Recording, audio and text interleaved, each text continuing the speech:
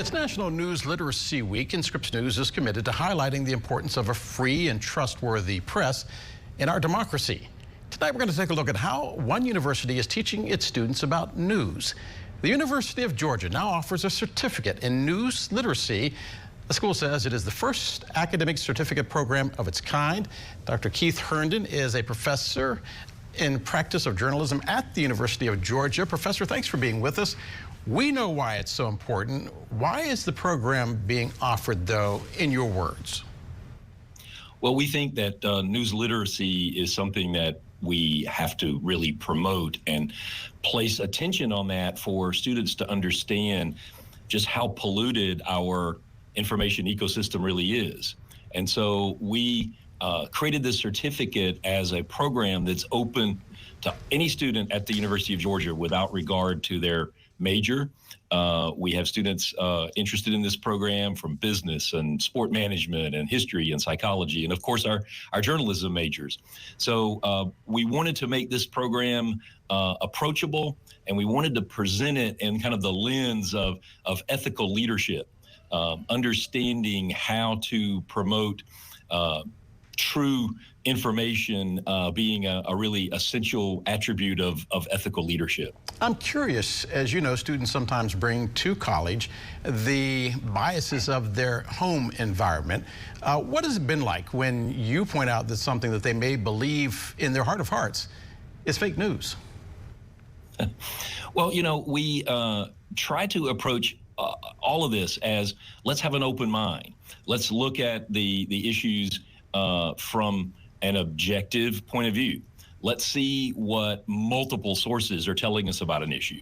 So we want to emphasize to our students that this program is based in the idea of teaching critical thinking skills. And so we want you to be able to put aside things that you think to be true, things that you wish to be true, and actually look at it for what it really is.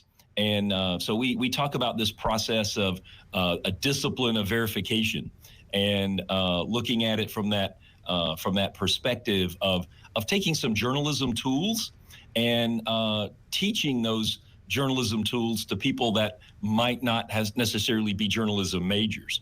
But we really want them to approach this topic from one of objectivity and being able to understand that the world as they think they see it may not be what it really is. Let me ask you this. How are the students responding?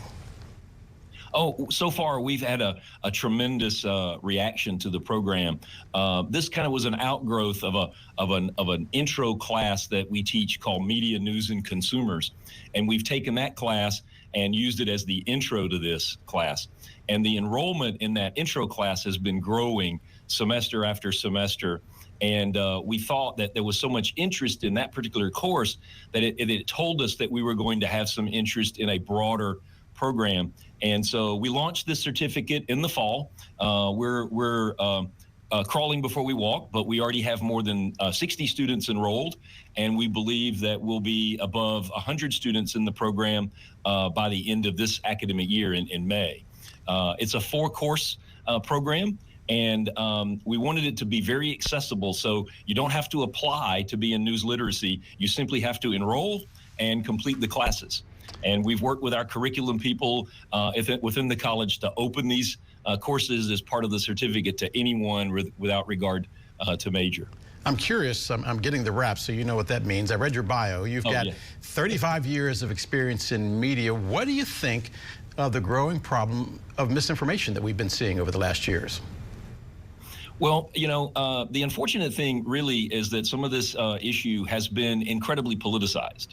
The whole idea of fake news and the idea of using misinformation and disinformation to further a political agenda on both sides of the aisle in some cases is really led to a growing distrust in mainstream media. And so what we want our students to understand is that we have to step back from the political rhetoric and go back to some of those tried and true journalistic principles and look and see what the facts are telling.